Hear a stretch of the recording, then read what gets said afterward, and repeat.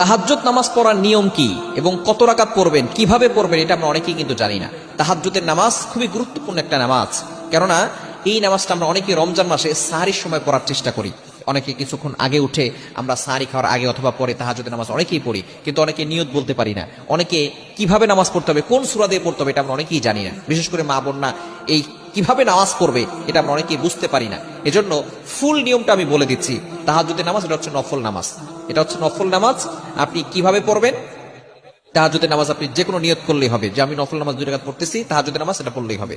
কারণ এই সময় আল্লাহ তাআলা প্রথম আসমানে আসেন, মুয়াজ্জিন 5 বেলা ডাকে হাইয়া আলাস সালাহ, হাইয়া আলাল ফালাহ, কাম টু দ্য সাকসেস, সফলতার দিকে আসো, কল্যাণের দিকে আসো। একটা সময় এমন আছে যে সময় আল্লাহ তাআলা নিজে প্রথম আসমানে এসে বান্দাদেরকে ডাকতে থাকেন। এই সময়টা হচ্ছে তাহাজ্জুদের সময়। এই তাহাজ্জুদের নামাজ নফল নামাজ। তবে রাসূল সাল্লাল্লাহু আলাইহি ওয়াসাল্লাম পড়েছেন, এটা সুন্নত বলা যায়, তবে এটা নফল নামাজ, অতিরিক্ত নামাজ। আপনি 2 রাকাত 2 রাকাত করে পড়বেন। কয় রাকাত করে? 2 রাকাত 2 রাকাত করে পড়বেন। আপনি প্রথমে নিয়ত করবেন আমি আল্লাহর সন্তুষ্টির জন্য 2 রাকাত নফল নামাজ আদায় করতেছি। এটা মুখে বলতে হবে না, মনে মনে নিয়ত করলেই আপনার নিয়ত হয়ে যাবে, কোনো সমস্যা নাই। আপনি 2 রাকাত 2 রাকাত করে আপনি যতটুকু পারেন করবেন, নির্ধারিত কোনো নামাজ নেই। 2 রাকাত করে 4 রাকাত পড়তে পারেন, 6 রাকাত পড়তে পারেন, 8 রাকাত পড়তে পারেন, 10 রাকাত পড়তে পারেন, 12 রাকাত পড়তে পারেন। কিন্তু দুঃখজনক হলো সত্য, আপনি একদিন উঠে 20 রাকাত করলেন আর বাকি 30 দিন কোনো খোঁজ খবর না, এরকম নামাজ পড়বেন না। ইন আওয়াতিবুহা ওয়া ইন তাল্লা, আল্লাহর কাছে প্রিয় আমল হচ্ছে ওইটা যেটা কম হয় কিন্তু ধারাবাহিক হয়।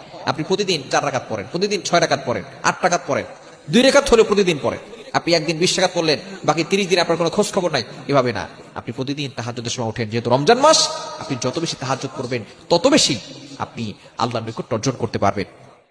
এ সময় আপনি 2 রাকাত করে নামাজ পড়বেন। নির্ধারিত কোনো সূরা নাই, আপনার সূরা ফাতিহার পরে যেই সূরা ভালো লাগে সেই সূরায় পড়বেন। অনেকে দেখা যাচ্ছে প্রতি রাকাতে সূরা ইখলাস পড়েন না, প্রতি রাকাতে সূরা ইখলাস পড়বেন না। আপনি প্রথমে একটু বড় সূরা পড়বেন, লম্বা নামাজটাকে লম্বা করার চেষ্টা করবেন। দেখা যাচ্ছে প্রথম রাকাতে 5টা সূরা পড়লেন, প্রথম রাকাতে সূরা ফিল, তারপরে সূরা কুরাইশ, তারপরে সূরা মাউন, সূরা কাউসার, এক রাকাতেই 5টা সূরা পড়লেন। এরপর আবার পরের রাকাতে সূরা কাফরুন পড়লেন, সূরা নাসর পড়লেন, সূরা লাহাব পড়লেন। এভাবে আপনি নামাজটাকে লম্বা করতে পারলেন। এরপর আপনি সেজদা একটু লম্বা করবেন, তারপরে আপনি রুকু করা একটু লম্বা করবেন, তাসবিহগুলো বেশি করবেন, 7 বার আপনি বেশি পড়ার চেষ্টা করলেন। এরপর আপনি নফল নামাজের সেজদায় গিয়ে আল্লাহর কাছে দোয়া করা যায়, আপনি বাংলায় দোয়া করতে পারবেন। তবে ফরজ নামাজ ও সুন্নত নামাজে নয়, নফল নামাজের সেজদায় গিয়ে বাংলায় আপনি দোয়া করতে পারবেন। লম্বা সেজদা দিবেন, আল্লাহর কাছে দোয়া করবেন, আল্লাহ বিপদে পড়ে গেছি, আল্লাহ আমি অভাবে পড়ে গেছি, এভাবে দোয়া করবেন। 2 রাকাত করে মাঝখানে একটু জিকির করলেন, লা ইলাহা ইল্লাল্লাহ, সুবহানাল্লাহ, আলহামদুলিল্লাহ, আল্লাহু আকবার। এই জিকিরগুলো 2 রাকাত পর একটু করলেন, ইস্তেগফার করলেন। এরপর আপনি যতটুকু পারেন সাধ্য অনুযায়ী পড়ে আপনি আল্লাহর কাছে দোয়া করবেন। এভাবে দোয়া করলে, এভাবে নামাজ পড়লে আল্লাহ পাক রব্বুল আলামিন আপনার সকল চাওয়া পাওয়াগুলো আল্লাহ কবুল করে নেবেন।